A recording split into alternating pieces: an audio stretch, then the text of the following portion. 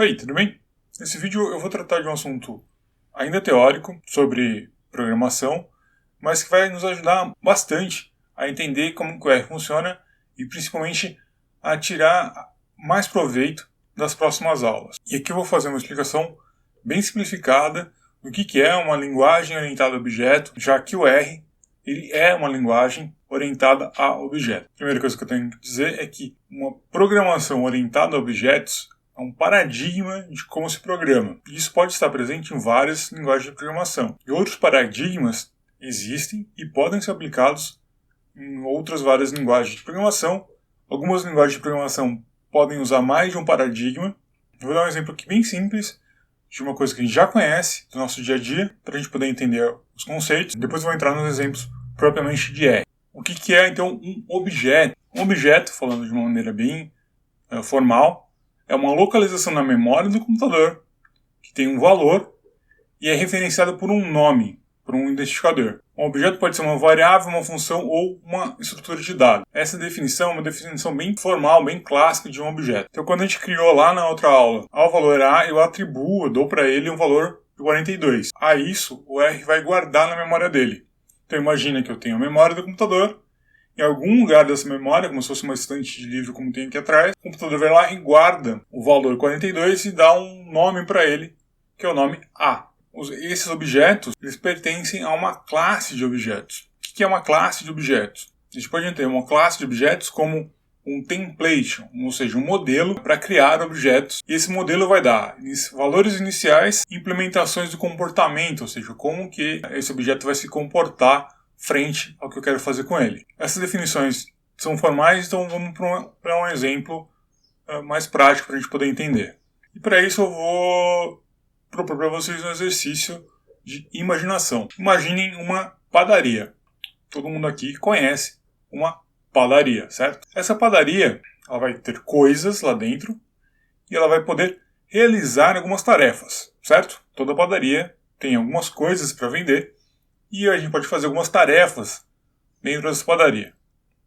Aqui eu vou chamar essas coisas de atributos, aquilo que a gente pode fazer na padaria, de métodos. Então, olha só, uma padaria eu tenho atributos como pão, frios, rosquinhas, leite, etc. Toda padaria, ou quase toda padaria, vai ter esses atributos. E é claro, ela vai ter um nome para poder identificar ela. E todas as padarias vão ter coisas que a gente pode fazer lá. O que eu estou chamando de métodos, como fazer sanduíche, café com leite, que a gente pode tomar, ou então um delivery, por exemplo. Só que vejam que isso aqui é uma definição abstrata de padaria. Ela não existe ainda. É só a ideia do que tem que ter uma padaria e o que dá para ser feito numa padaria. E aí a gente vai na cidade, na minha cidade, na de vocês, e a gente encontra padarias reais, né?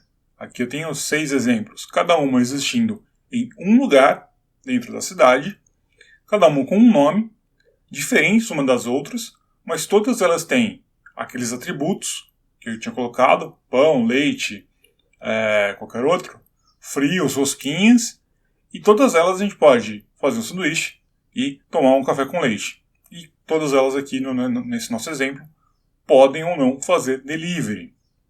Então a hora que eu digo padaria, eu estou dizendo qualquer uma dessas aqui que tenham esses atributos e que possam fazer essas mesmas coisas. Então, é uma ideia abstrata. E aí, para diferenciar cada uma dessas padarias, eu tenho um nome que identifica elas. E cada uma delas está num local diferente da cidade. Não dá para ter 2 padarias no mesmo lugar. Isso a gente chama de classe. É uma classe de, no caso, estabelecimentos que tem atributos e métodos específicos dessa classe. Toda padaria vai ter, no mínimo, esses atributos e esses métodos. Se eu for criar uma nova padaria, essa padaria vai ter que ter esses atributos e esses métodos. Agora, se eu for criar, por exemplo, uma oficina mecânica. Bom, uma oficina mecânica vai ter atributos e métodos diferentes. Como, por exemplo, uma oficina mecânica vai ter como atributos pneu, bateria, lâmpada, cabo de acelerador e outras coisas que tem que ter numa oficina. E vai ter outros métodos, como, por exemplo, trocar pneu, carregar bateria, delivery também, né? Pode ter uma oficina, um delivery de peça, um delivery do próprio automóvel. Então eu tenho aqui duas classes de estabelecimentos diferentes. Um é padaria e outro oficina.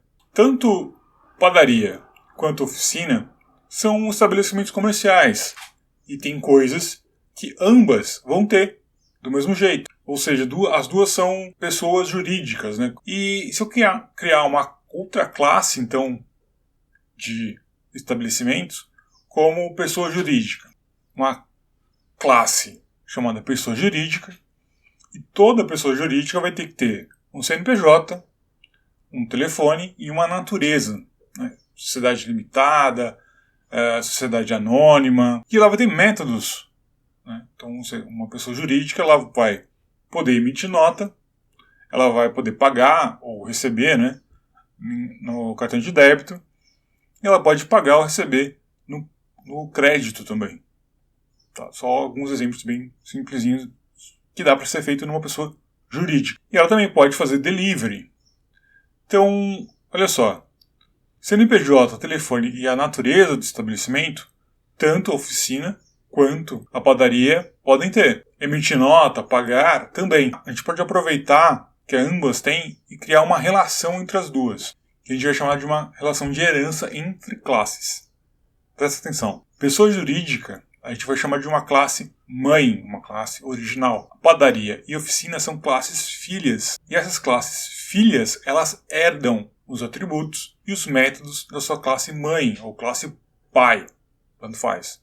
Esse mecanismo de herança nos faz criar mecanismos muito interessantes de programação, ou seja, que eu não preciso redefinir. Eu não preciso chegar aqui na oficina e definir como atributos dela CNPJ, telefone, a natureza do empreendimento, emitir nota fiscal, pagar débito, pagar crédito, tudo isso de novo.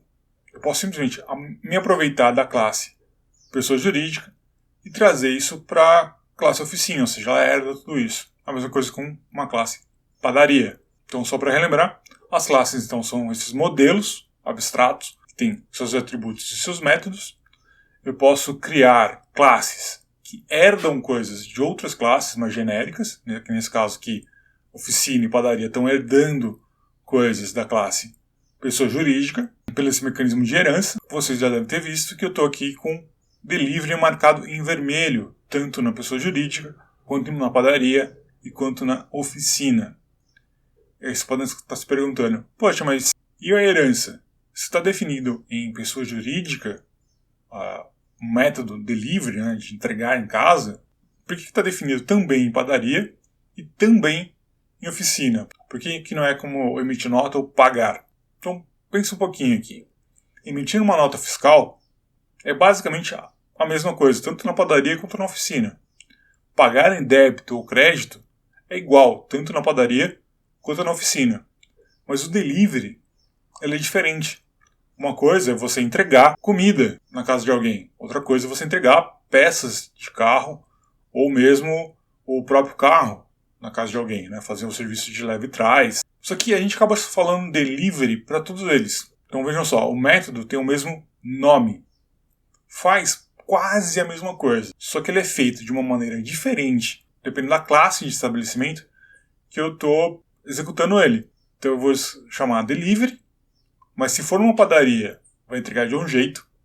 Se for de uma oficina, vai entregar de outro jeito. Essa característica de ter o mesmo nome e comportamentos diferentes dentro de uma linguagem de programação orientada a objetos, que é o que a gente está vendo aqui, é chamado de polimorfismo. A gente vai agora passar lá para o R para eu mostrar essas características para vocês.